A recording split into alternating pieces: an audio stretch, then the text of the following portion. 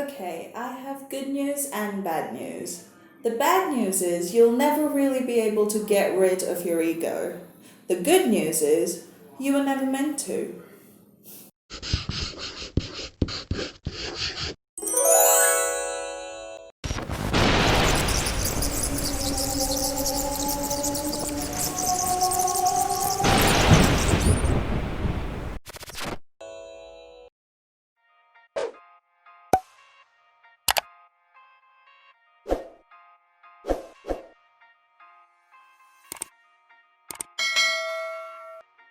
Welcome to spooky season. This month on my channel, we're going to look at some seriously scary stuff, but not in the way that you would think. Rather than ghost stories and glitches in the Matrix, this month we're going to focus more on the subconscious fears that we all carry, not just as artists, but as people in general. And to kick off this month, let's look at something that personally scares me more than anything else in the world, and that is the ego. Our whole lives we are told that the ego is only hurtful to everyone else, that if you're egotistical, it means you're ruining the lives around you. And so we spend the majority of our adult life trying to get rid of the ego. But what if we were never meant to do that? Today we're going to explore this topic a little further, and I'm going to warn you now that it might get intense. Yes. Before we dive into this video, I quickly want to let you know that this month I'm doing Inktober for the first time ever. I've never done a challenge like this before, but every day of October I will be posting a brand new inked illustration over on my Instagram, so make sure you're following me there. Link is in the description. Okay, back to the video. As always, if you like this video, then make sure to give me a big thumbs up and hit that subscribe button down below because I make new videos every single week. But for now, grab a drink, grab a snack, sit back, and let us take a trip down to Ego Town. Think of the last time you've heard or used the term big ego. I can guarantee you didn't say it in a positive way.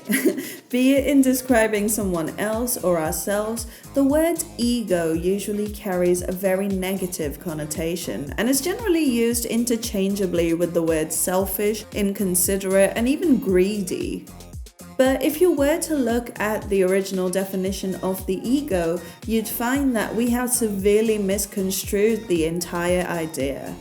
You see, the ego is simply your sense of unique identity. When we see ourselves as individuals that exist independently in this world, the ego isn't some evil genius that is sat in our corner scheming for world domination. It is simply the idea that you are a complete whole entity with your own consciousness and free will. So how did this very simple idea get so warped in our minds? The answer, as always, comes from fear. You see, the ego isn't just some abstract thought experiment that philosophers with big white beards ponder over chamomile tea. It is a very real part of your consciousness, and it has a very important function, and that is to protect you. The ego was specifically put in place in order to guard your higher self, your soul, your inner child, or your consciousness, whatever you want to call it. We are taught to see the ego as our sense of identity, but I respectfully disagree. Instead, I think the ego is almost a guardian entity, a faithful watchdog, if you will, that exists to protect us from the fear and pain that we may experience in the world around us. But like any pet you've ever had, the ego only understands commands and behavior patterns that you teach it over time. And for the majority of us, this ego training period happens when we are very young and vulnerable, which makes sense because those are the years where we need the guardian ego more than any other time in our lives, right? The only catch is, because we are so vulnerable and because we aren't taught how to command our own power, the ego quickly learns that everything around us is a threat.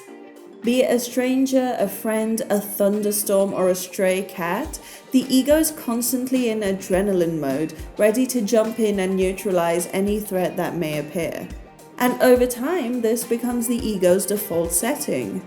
Think about the last time you had something absolutely wonderful happen to you. Maybe you came into some unexpected money, or someone randomly bought you flowers, or you heard some really good news. How long did that joy last? How long did it take for you to think, wait a minute, where's the catch? When is the other shoe gonna drop?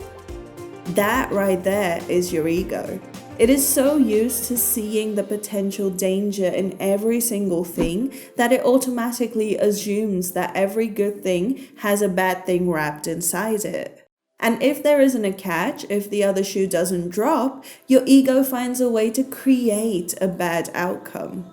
I've had this happen to me so many times. I could have been having the most amazing day with everything going just right, but when the ego kicked in, it was all over. Suddenly, devices would malfunction, or I would forget to save the document I was working on, or I would spill water all over my sketchbook. It was much easier for my ego to manifest all kinds of disasters than to accept that I was capable of having a good day. Why? Because the ego serves to protect the status quo. It wants to keep things steady and familiar, even if the familiar is hurtful and toxic. This is why people take so long to leave dangerous situations and jobs or relationships that are slowly killing them. The ego would much rather have a familiar threat than an unknown optimism. But like I said before, the ego isn't doing this just to hurt you. It isn't sat there wondering how to ruin your life next. It is simply following the old protocol that it gathered from fearful situations of the past and is applying only what it has learned through experience. In other words, the ego really doesn't know any better. And because we so severely misunderstand the ego, when it comes time to face our own toxic patterns, we run the other way. But you guys, given that we are all stuck at home with nothing else to do anyway, I genuinely think this is the best time for an ego death. Ooh, spooky. An ego death is something many people go through at least once in their lives. Either you do it consciously or life has a way of forcing you into one.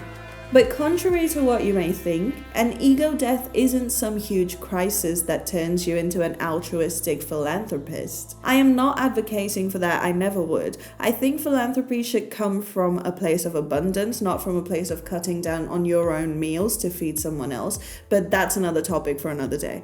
You are not here to put the entire world before yourself and your happiness. No, what the ego death is only the end of everything you thought was true. Every fear that has locked itself into your psyche, every preconceived idea about how the world is, every little lie you've believed about your own shortcomings, an ego death is simply the end of all of these limiting beliefs that we all carry around for no valid reason.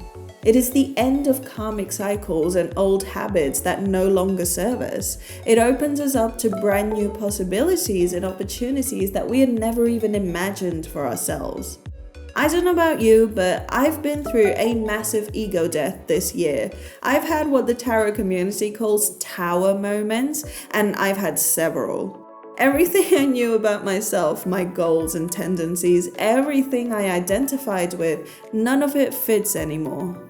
I used to think I was a stubborn, hyper-focused creature of habit. Nope, now I love change. I used to think I hated leaving the house or making new friends. Now I don't quite mind either of those things. I thought I'd never get over past trauma. Now it fuels my passions. I used to think there was no one who would want to watch me create or talk about the things that I want to talk about, but well, here you are.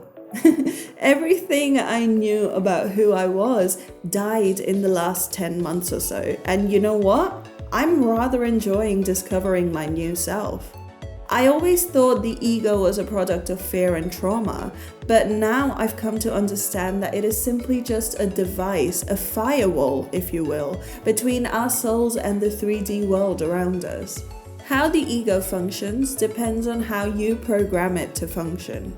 And since we haven't ever been taught or even given permission to program it consciously, it has picked up algorithms and processes from the world around us, and that is what causes us to live in fear and lack. So think of the ego death as a sort of formatting process. You're wiping the entire drive clean, but this time you choose what new files to put on there. The ego helps us to perceive and relate to the world around us. It keeps us chasing bigger and better things, not just for ourselves, but our families, our friends, our communities, and for the whole world. But like any powerful machine that has ever existed, the ego is only as good as the person wielding it.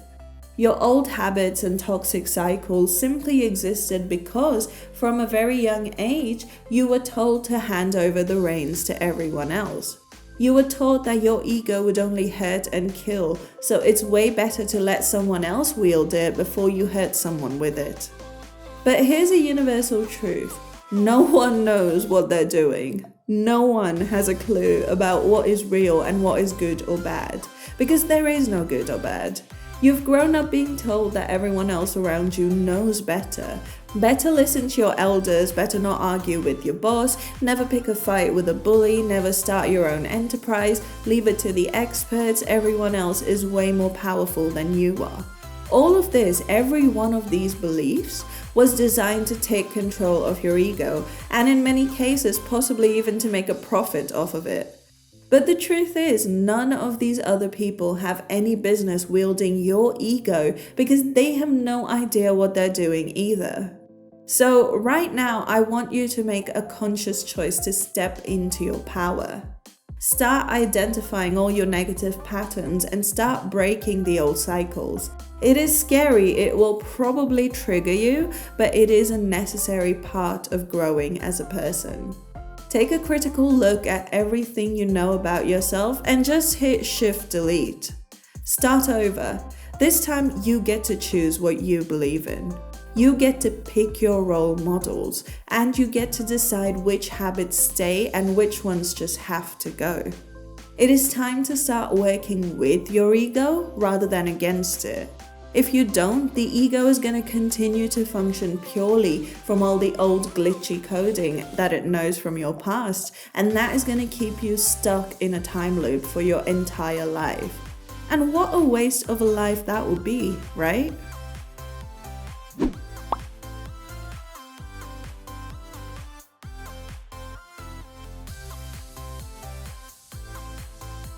See, I told you it would get intense, didn't I?